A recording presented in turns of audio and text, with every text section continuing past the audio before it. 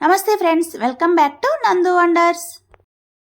ఈరోజు మన కిచెన్లో రాయలసీమ స్టైల్ ఎంతో టేస్టీగా ఉండే పుల్లగూర రెసిపీని చూపించబోతున్నానండి.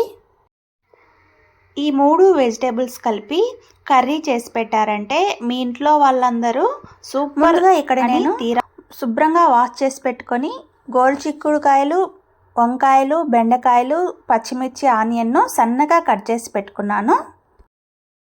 అలాగే టమోటాలను కూడా ఇలా సన్నగా పొడవుగా కట్ చేసి పెట్టుకొని అన్నీ పక్కన పెట్టుకుందాము. ఈ కర్రీ వచ్చేసి నేను 10 మెంబర్స్కి సరిపోయేలాగా చేస్తున్నానండి. ఇక్కడ నేను 10 మందికి చేస్తున్నాను కాబట్టి పెద్ద సైజు కుక్కర్ను తీసుకున్నాను. ఇందులో ఆయిల్ వేసుకొని ఆయిల్ హీట్ అయ్యాక మిక్స్ చేసి పెట్టుకున్న పోపు దినుసులు వేసుకున్నాను. ఆవాలు, జీలకర్ర, శనగపప్పు, మినప్పప్పు అన్నీ కలిపి నేను మిక్స్ చేసి పెట్టుకుంటానండి. ఇవి కాస్త చిటపటలాడిన తర్వాత ఇందులో కొద్దిగా కరివేపాకు,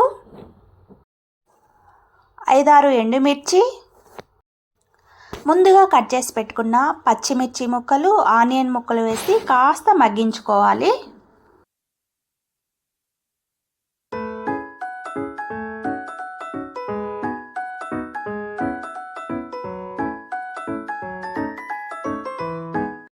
ఇక్కడ నేను కల్లుప్పును యాడ్ చేస్తున్నానండి. కర్రీకి సరిపడా ఉప్పు అంతా ఇప్పుడే వేసుకుంటున్నాను. ఉప్పును ఇక్కడ యాడ్ చేయడం వల్ల ఆనియన్స్ అనేవి తొందరగా మగ్గుతాయి.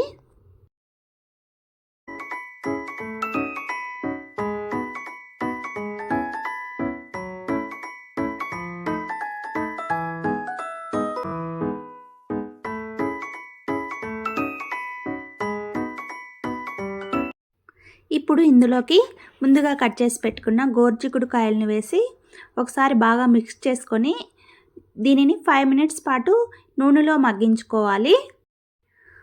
వంకాయలు, బెండకాయల కన్నా గోరుచిక్కుడు ఉడికేదానికి కాస్త టైం పడుతుంది కాబట్టి ముందుగా అవి వేసుకొని కాస్త మగ్గించుకోవాలి.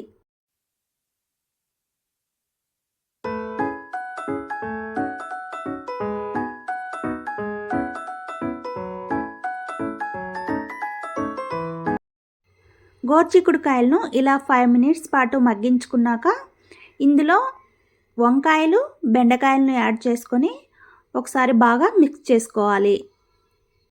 ఈ వెజిటేబుల్స్ అన్నిటినీ నూనెలో మగ్గించుకోవడం వల్ల మనకు పుల్లగూర అనేది చాలా టేస్టీగా వస్తుందండి. వీటన్నిటినీ ఇలా బాగా మిక్స్ చేసుకొని మూత పెట్టి ఒక 5 మినిట్స్ పాటు నూనెలోనే మగ్గించుకోవాలి.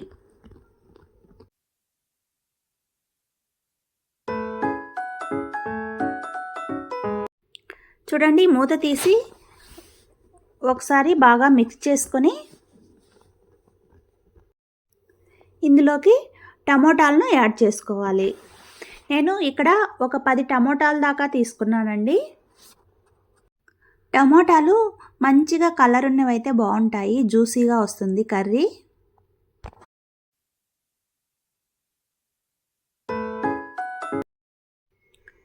ఇప్పుడు ఇందులోకి కాస్త చింతపండును తీసుకొని వీటన్నిటిని ఒకసారి బాగా మిక్స్ చేసుకోవాలి.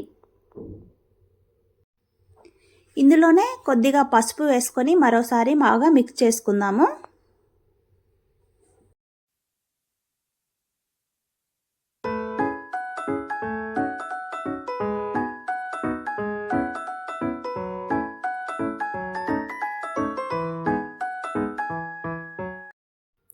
ఇప్పుడు ఇందులోకి 1.5 గ్లాస్ వాటర్ పోసుకుందాము.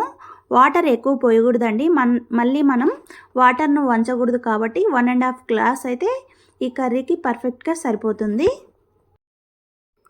వాటర్ యాడ్ చేసుకున్నాక ఒకసారి బాగా మిక్స్ చేసుకొని మూత పెట్టి 3 విజిల్స్ రానివ్వాలి.